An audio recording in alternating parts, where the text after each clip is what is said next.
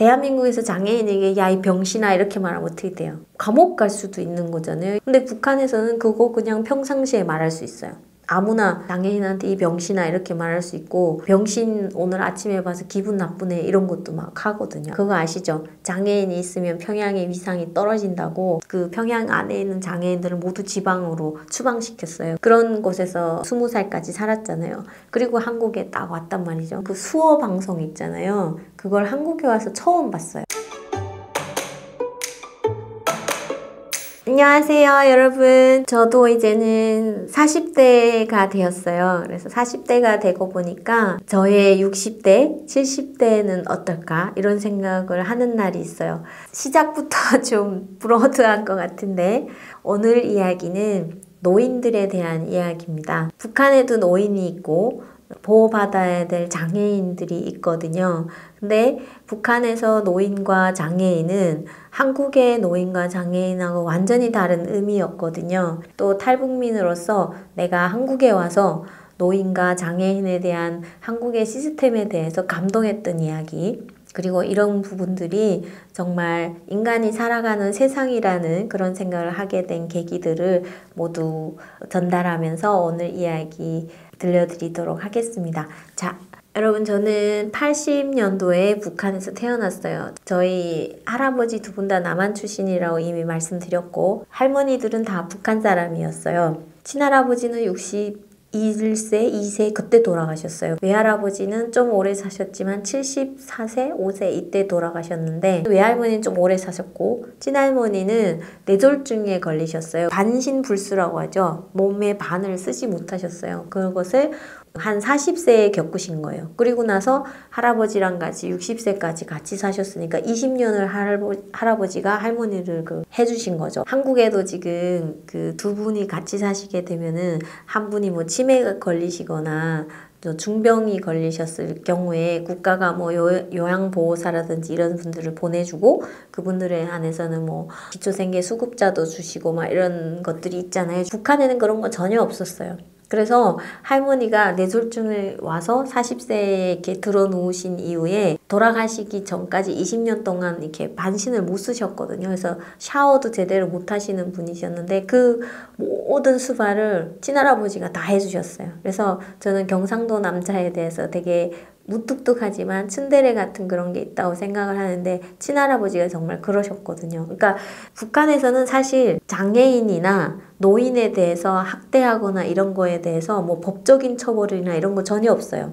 그래서 노인을 학대해서 패거나 아니면 뭐 집에서 쫓아내거나 이런 것들이 있잖아요. 그러면은 한국은 처벌을 굉장히 심하게 하잖아요. 그리고 주변의 인식도 저런 거는 정말 나쁜 놈이야 이런 것들이 있기 때문에 좀 조심하는 경향이 없지 않아 있는 것 같아요. 근데 제가 북한에서 겪어본 바로는 일단 부모를 공경하는 거는 되게 잘 되어 있어요. 그러니까 북한 사회도 노인을 학대하거나 이런 거는 안 된다는 걸 인지하고 있거든요. 그래서 대부분의 사람들은 노인에 대해서 좀 존경하는 마음을 가지고 있지만 그 중에도 또 나쁜 사람이 있을 거 아니에요. 그래서 그런 사람들은 부모님을 막 패거나 때리거나 이런 것부터 시작해서 밥도 안 주고 막 이런 거 되게 많았거든요. 그리고 장애인의 경우에는 더 힘든데요. 대한민국에서 장애인에게 야 이 병신아 이렇게 말하면 어떻게 돼요? 감옥 갈 수도 있는 거잖아요. 근데 북한에서는 그거 그냥 평상시에 말할 수 있어요.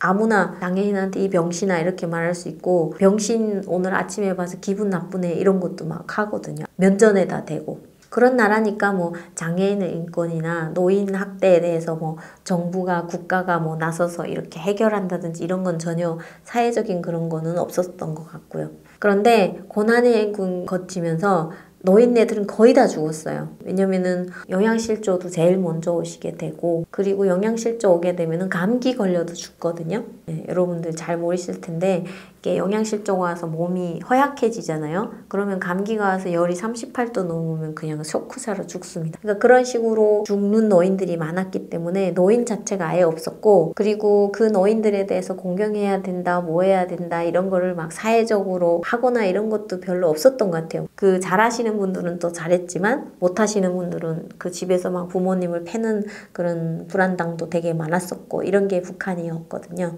근데 장애인에 대한 거는 더 심각했었어요. 그거 아시죠? 장애인이 있으면 평양의 위상이 떨어진다고 그 평양 안에 있는 장애인들을 모두 지방으로 추방시켰어요. 그게 북한이거든요. 그러니까 뭐 거기에서 장애인 인권을 생각할래야 생각할 수가 없는 것이죠. 존경하는 사람들은 또 존경하죠. 그런데 그런 범죄가 있었을 때 거기에 대해서 국가가 뭐 적극적으로 개입을 해서 이걸 없애기 위해서 한다 이런 거는 없었던 것 같아요. 그래서 그런 곳에서 20살까지 살았잖아요. 그리고 한국에 딱 왔단 말이죠. 전 한국에 와서 제일 감동적인 게 아파트마다 장애인이 올라갈 수 있는 그 장애인 휠체어가 올라가는 길이 있잖아요. 그 아시죠? 계단이 따로 있고 장애인 휠체어가 올라가는 길이 있습니다. 그리고 그 장애인 점자나 이런 것들 다 이렇게 그 손잡이나 이런 데 다 표시해 놓고 엘리베이터도 나는 그 점이 장애인을 위한 점자인지를 나중에 알았어요. 왜 저거를 저런 모양으로 했을까 이런 거 있었거든요. 근데 그게 장애인을 위한 거고 눈 안 보이는 시각장애인 같은 경우에는 그 횡단보도를 이렇게 막대기를 짚으면서 넘어갈 수 있게 그거 다 해놨잖아요. 이런 것들을 보면서 야 한국은 참 사람을 대접하는 나라구나. 제가 요즘에 뉴스 찾아봤거든요. 근데 전 세계에서 장애인에 대해서 제일 많이 배려하는 나라가 물론 유럽 있겠죠. 근데 아시아에서는 한국이 꼽히는 이유가 해외에서는요. 장애 아이가 태어나잖아요. 그냥 버린대요. 나 그거 듣고 깜짝 놀랐거든요. 근데 우리나라는 장애인 아이가 태어나면 부모가 다 키우잖아요. 죽을 때까지 그 아이를 키우고 아이를 위해서 자기가 다음 날에 죽고 싶다는 부모님도 있을 정도로 그런 거 보면서 되게 많이 놀랬거든요. 한국 엄마들은 미리 그 초음파를 하잖아요. 그래서 장애아이가 있는 경우에는 초음파에 나타난대요. 그래갖고 그 장애아이인 경우에는 유산을 할 수 있는 그런 거 있다고 하더라고요. 근데 어느 분이 자기는 장애인이더라도 하나님이 준 아이니까 키우겠다고 나왔다는 거예요. 근데 장애가 없었대요. 진짜로. 그러니까 그런 것들을 봤을 때 오히려 엄마가 그 장애인인 줄 알고 아이를 지우는 일이 있었더라면은 그 아이를 못 볼 수도 있었던 거죠. 그런 것들을 들으면서 한국은 확실히 장애인에 대한 이런 배려들이 많구나라는 걸 생각했고요. 그리고 저는 그 수어 방송 있잖아요. 그걸 한국에 와서 처음 봤어요. 중국에도 수어 방송을 저는 못 봤던 것 같고 아니면 있었는데 제가 못 본 건지 모르는데 북한은 아예 수어 방송이 없고요. 수어를 들어야 될 청각장애인이 몇 명이나 될까? 근데 그분들을 위해서 이거 국가가 다 해주잖아요. 수어 방송을. 어느 분이 그렇게 말씀하시더라고요. 그 나라의 인권 상태, 사람, 인간을 대하는 그런 것들을 보고 싶으면은 장애인을 어느 만큼 대해주고 애완견에 대해서 어느 만큼 배려를 하는가에 따라서 그 나라의 수준이 보인다는 거죠. 그래서 그런 얘기를 들으면서 정말? 이렇게 느낀 적이 있었거든요. 근데 제가 이렇게 한국에서 살다가 이제 영국으로 가게 됩니다. 거기서는 정말 장애인 천국이라는 걸 거기서 느꼈어요. 이게 무슨 얘기냐면요. 우리나라도 장애인을 위해서 공무원들이 휠체어를 탈 수 있는 차를 가지고 와서 학교에 보내주는 건 알고 있었어요. 근데 우리나라가 외국에서 온 장애인도 그렇게 하나요? 잘 모르시죠? 저도 잘 모르는데 제가 보기엔 없는 것 같아요. 그러니까 외국에서 온 지체장애인, 그래서 휠체어를 탈 수밖에 없는 장애인에게 우리나라 공무원들이 가서 학교를 보내주고 등원하고 하교하고 이걸 도와주는 사람은 없는 것 같아요. 근데 제가 영국에 갔을 때 그 난민 수용소에 있잖아요. 거기에 장애인 아이가 있었거든요. 내상무압이 판단을 받은 그 아이를 위해서 3명이 옵니다. 영국 공무원이 3명이 아침에 7시에 오거든요. 그리고 걔를 휠체어에 태워서 학교에 가고요. 오후 3시에 딱 데려다 줍니다. 그거를 영국 공무원 3명이 매일같이 하더라고요. 영국 사람이 아니에요. 외국 사람이. 난민이거든. 그래서 그런 것들을 봤을 때 강대국이나 신사의 나라라는 말은 그냥 얻는 건 아니구나. 제가 제국주의를 좋다고 하는 건 아닙니다. 그렇지만 제가 본 장애인을 대해주는 단편적인 영국의 모습은 제가 봤을 때 감동이었기 때문에 그 점에 대해서만 얘기하는 거라고 이해하시면 될 것 같아요. 영국은요, 노인들이 그 노령연금 같은 거 한국은 뭐 20-30만 원대에서 주잖아요. 근데 영국은 한 300-400만 원 이상을 줍니다. 우리나라 돈으로 계산을 해도. 그래서 노인네들이 갈 수 있는 마트가 정해져 있어요. 우리나라는 마트가 거의 하나잖아요. 뭐 이마트나 롯데마트. 이런 식으로 그 비슷하잖아요. 거기 물건이 뭐 다르거나 뭐 그런 거 없잖아요. 그런데 영국은 하이 클래스 마트, 미들 클래스 마트, 로우 클래스 마트 다르게 다 있습니다. 그래서 정말 밑에 가난한 사람들이 가는 마트는 냉동식품밖에 없어요.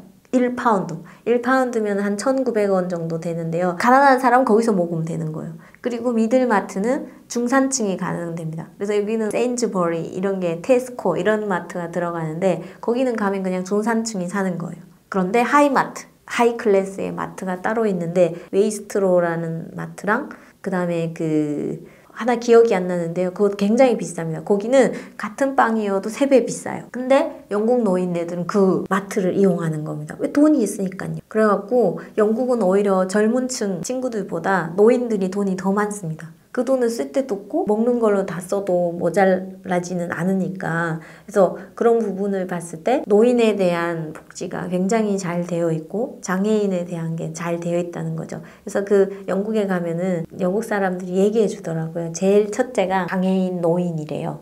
그 다음에 아이, 여성, 그 다음에 강아지, 마지막 남자 이렇대요. 그러니까 영국에서 인간을 대하는 그거죠. 그러니까 강아지보다 남자가 더 밑이라는 거예요. 그러니까 그런 식으로 얘기를 하는 거를 듣고 그리고 나서 이제 시설들을 보면은요. 장애인을 배려하지 않은 시설은 문을 열 수가 없어요. 모든 시설에 가면은 문턱이 없습니다. 왜? 휠체어가 바로 들어갈 수 있어야 되거든요. 그리고 모든 버스는요. 계단이 없습니다. 그게 장애인만 필요한 게 아니고요. 유모차를 끌고 다니는 엄마들한테는 매우 필요한 겁니다. 그래서 휠체어가 다닐 수 있는 길, 유모차가 다닐 수 있는 길 이게 똑같거든요. 만약에 서바이벌 같은 나라를 만들어서 돈이 많은 사람이 다 가져가고 가난한 사람은 다 뺏기는 세상이 됐더라면 벌써 망했을 거예요.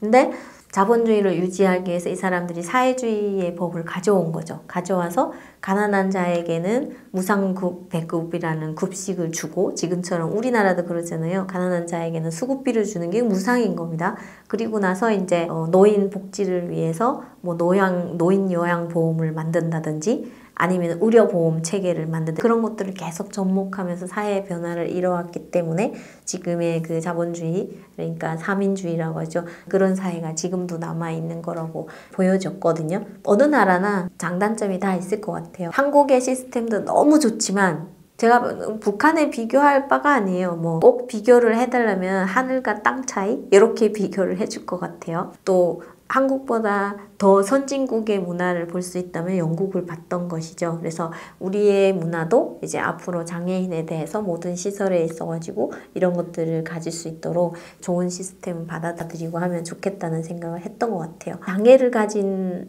아이를 가진 부모와 노인이 된 부모를 봉양하고 있는 모든 분들은 원해서는 원하지 않던 그런 시간을 거치는 것 같아요. 그리고 노인들 내가 부양할 거라는 생각을 가지는 자녀도 별로 없을 것 같고요. 근데 어느 날 닥치는 거죠. 그리고 저도 이제 몇십 년 후이면 노인의 자리에 설 수 있는 거예요. 그래서 이런 느낌으로 본다면은 우리가 지금 만들고 있는 노인 시스템이나 장애인에 대한 시스템들이 꼭 그들만을 위한 거는 아니라는 겁니다. 우리가 언젠가는 혜택을 볼 수 있는 시설이고 또 그런 시스템이기 때문에 우리의 모든 생각들이 함께 그거를 만들고 발전해 나갈 수 있게 했으면 더 좋을 것 같아요.